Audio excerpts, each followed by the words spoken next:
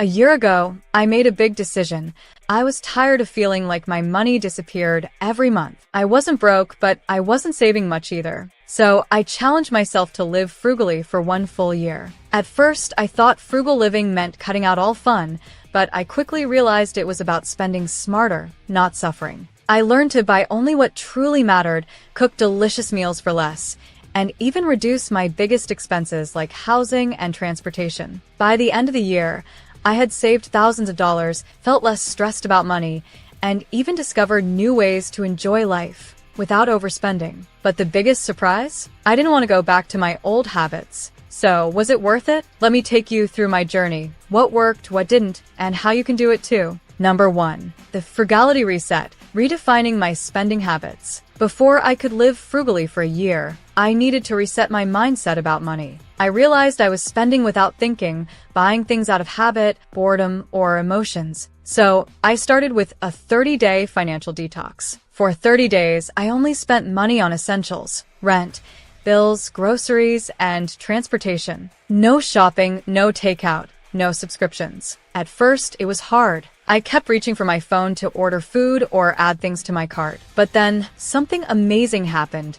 I noticed my spending triggers. I used to buy coffee when I felt tired, order food when I was stressed, and shop online when I was bored. Once I understood this, I found free or cheaper alternatives, making coffee at home, meal prepping, and spending time outside instead of shopping. One of the biggest lessons? I didn't actually miss most of the things I used to spend money on. This reset helped me break old habits and start spending with intention. By the end of the month, I had saved over $500 without feeling deprived. More importantly, I realized frugality isn't about cutting everything.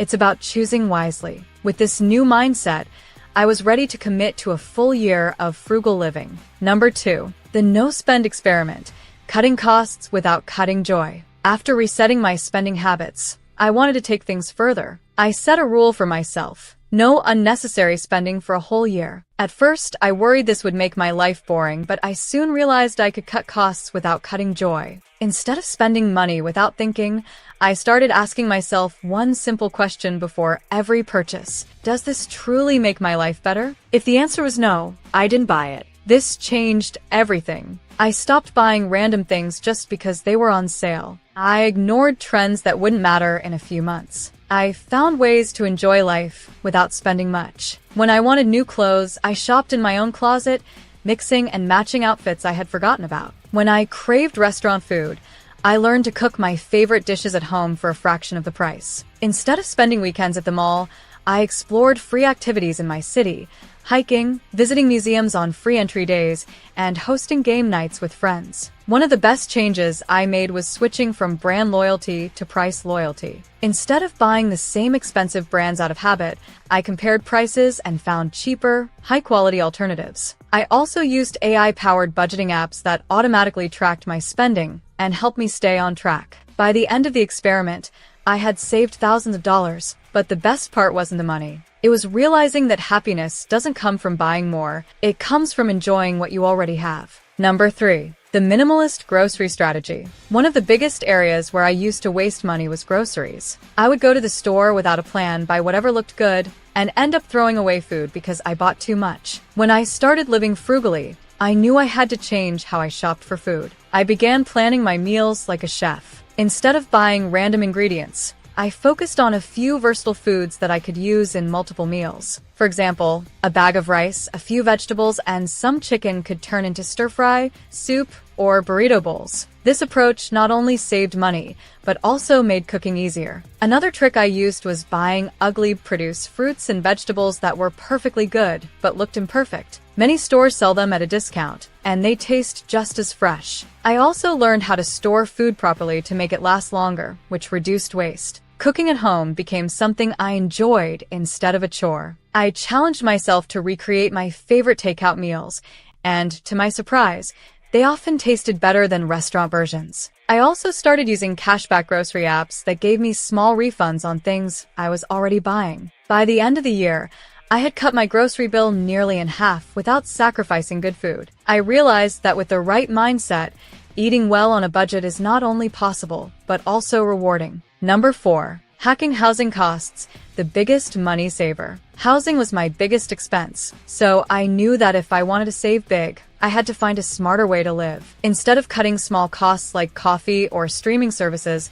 I focused on reducing my rent, and this decision made the biggest difference in my savings. My first move was house hacking. I had an extra room in my apartment, so I rented it out to a roommate. This instantly cut my rent in half. At first, I wasn't sure if I would like sharing my space, but with clear boundaries and the right person, it worked out perfectly. The extra savings gave me more breathing room in my budget. For people who don't want roommates, I also explored another option: co-living spaces. These are shared housing communities where you get a private room but share common areas like kitchens and lounges. They're usually much cheaper than renting an apartment alone, and they often come with free Wi-Fi, utilities, and cleaning services. Another smart move was location arbitrage, moving to a cheaper area while keeping my remote job. Rent in big cities can be crazy expensive, but by moving just 20 to 30 minutes away, I found a much cheaper place to live. By hacking my housing costs, I saved over $6,000 in 1 year. Instead of struggling to afford rent, I put that money toward my savings and future goals. Housing is expensive, but with the right strategies, it doesn't have to drain your wallet. Number 5. Transportation tricks. Breaking free from car costs. Owning a car was one of my biggest monthly expenses, but I never questioned it. Gas, insurance, maintenance, and unexpected repairs were eating up my money. When I added everything up, I was spending over $500 a month just to keep my car. That's when I decided to find a better way. First, I sold my car and switched to a hybrid transportation system. Instead of relying on one expensive option, I combined public transport, biking, walking, and car rentals when needed. At first, I worried this would be inconvenient, but it actually improved my life. Walking more made me healthier, and using public transport gave me extra time to read or relax instead of stressing in traffic. For times when I needed a car, I used short-term car rentals or car-sharing services. This saved me thousands of dollars compared to owning a car full-time. I also discovered subscription-based car services, where you pay a monthly fee to access a car only when you need it. By the end of the year, I had saved over $6,000 on transportation. I realized that in today's world, owning a car isn't always necessary, and for me, giving it up was one of the best financial decisions I ever made. Number 6. Unexpected benefits of frugal living. At first, I started living frugally to save money. But by the end of the year, I realized that the biggest rewards weren't just financial. They were life-changing in ways I never expected. One of the best surprises was less stress. Before, I constantly worried about money. Now, I knew exactly where my money was going, and I felt in control. I didn't panic when a bill came in because I had savings. This peace of mind was worth more than any shopping spree. Another benefit was better health. Since I stopped eating out so much, I cooked more at home. My meals were healthier, and I felt better overall. I also walked more instead of driving everywhere, which helped me lose weight and feel more energetic. Frugal living also gave me more time. Since I wasn't spending hours shopping or scrolling through online stores, I had extra time for hobbies, reading, and spending time with loved ones. I focused on experiences instead of things, which made my relationships stronger and more meaningful. In the end, I saved money, but more importantly, I gained a happier, simpler, and more fulfilling life. That was the biggest win of all. After 1 year of frugal living, I realized something important. Frugality isn't about being cheap.